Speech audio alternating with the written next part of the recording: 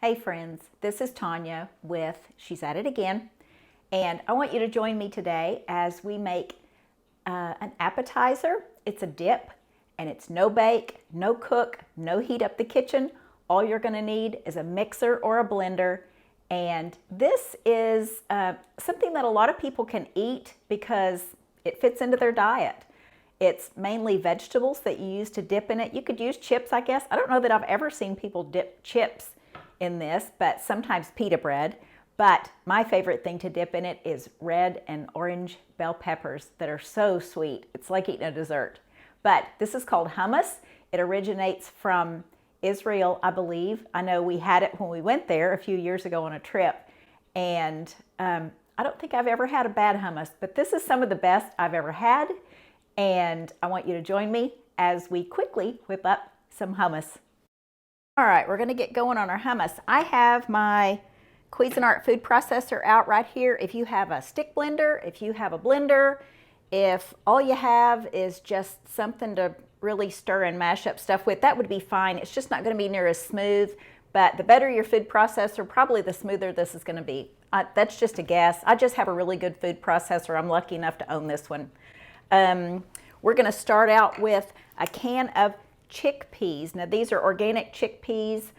These are also called garbanzo beans. It's the same thing. But if you don't have chickpeas or garbanzo beans or can't find any, you can easily, and when I say easily, I mean easily, super easily, interchange these and replace them with navy beans.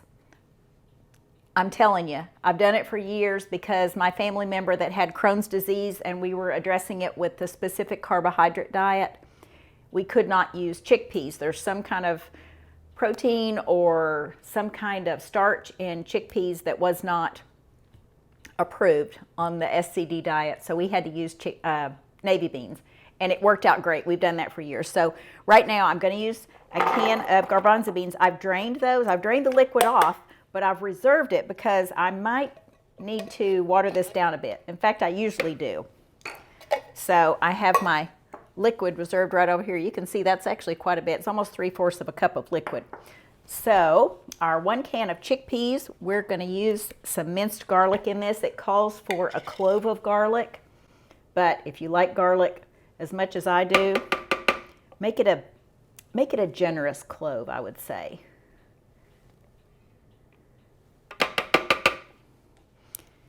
Put that in there.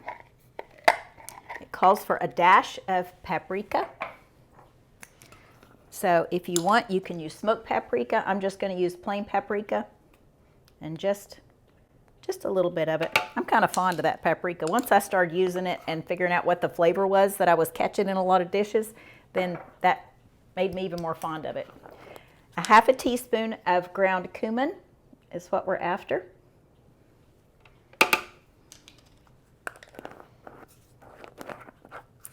We'll need 1/4 cup of lemon juice. I have, this is pure lemon juice, not from concentrate. It's an organic lemon juice, and I really like this kind. You have to keep it in the fridge, but I guess most lemon juice you do. But this just has a really good, clean flavor to it. So 1/4 cup is what I'm after.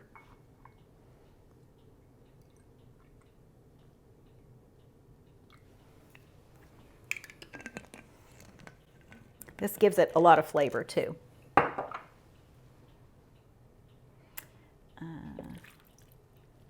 see, put that in there.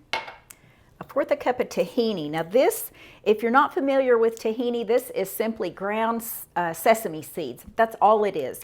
This is Trader Joe's brand. We have one in Little Rock, Trader Joe's in Little Rock, and I like going there. And some people have, I've read reviews on this, and they say that this is not the best tahini, so just call me dumb. I don't know what good tahini is then, because the few brands that I've tried, they all taste about the same. So we want 1/4 cup of tahini as well. Now this, I would say it's the consistency, again, I'm just describing it if you're not familiar with it.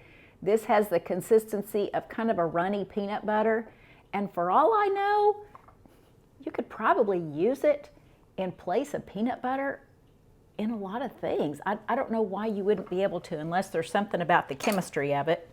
but it actually smells a lot like peanut butter to me. So if I were allergic to peanut butter and I just really wanted a peanut butter sandwich, I'd go grab the tahini. I mean, maybe I just don't know what I'm talking about, but it looks like it would be interchangeable with that. But tahini, don't use peanut butter in this. Peanut butter would be a little strong in this, I would think. But the tahini is essential in your hummus. And I may be pronouncing hummus wrong. It looks like hummus as an American here, but I have heard people pronounce it hummus. So maybe if I were from Israel, I would pronounce it hummus. I don't know. All right, so we have our 1/4 cup of tahini in there. We're going to use anywhere from 1/2 to 1 teaspoon of salt. On this one, I'd say I usually use about 3/4 of a teaspoon. I just like a saltier hummus with my vegetables, but that's just me. You want to start with less. You can always add more, but you can't add less once you got it done. And then we're going to have about 2 tablespoons of olive oil. I'm just going to guess at this. I'm kind of a pourer and eyeballer when it comes to olive oil. So 1 and 2. And you can always add more later if you think you need that. Put our lid on our food processor, and we're just going to process this until it is smooth. We're going to add more of the chickpea juice that we drained off if we need to.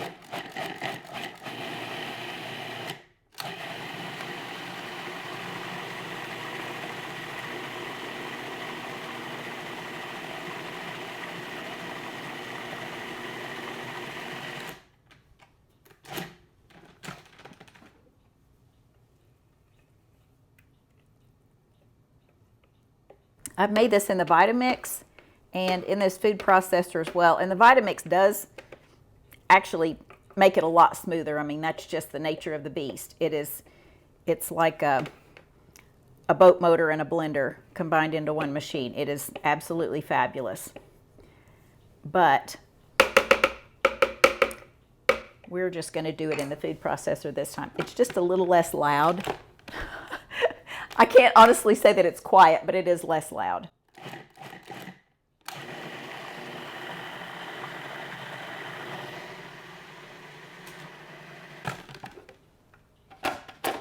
Okay, I don't know that we need to add any more of our chickpea juice in this. This actually looks pretty good. All right, I'm going to hold this up here and see if it's something you can see. This is super smooth, and like I said, you can serve this with, I serve it a lot of times with carrots. I serve it with cucumber slices. Honestly, I'm not a fan of raw cucumbers, but my family is. So cucumber slices, red peppers, orange peppers, carrots, pita bread, whatever vegetables you can round up to dip in this. This is such a good alternative to a cheese dip or a ranch dip or a French onion dip that all have dairy products in it. This has no dairy in it. It has no grains in it, and it's just suitable for a lot of people's diets. So if you're planning a get-together and you want something that's just kind of out of the ordinary, not your typical ranch dip, this would be something perfect to serve. It's so quick to come together, as you can see. You don't have to heat up the kitchen with the oven. Easy to prepare. Stick it in the fridge and serve it cold. And I hope you enjoy it. Thanks for tuning in, and we'll see you next time.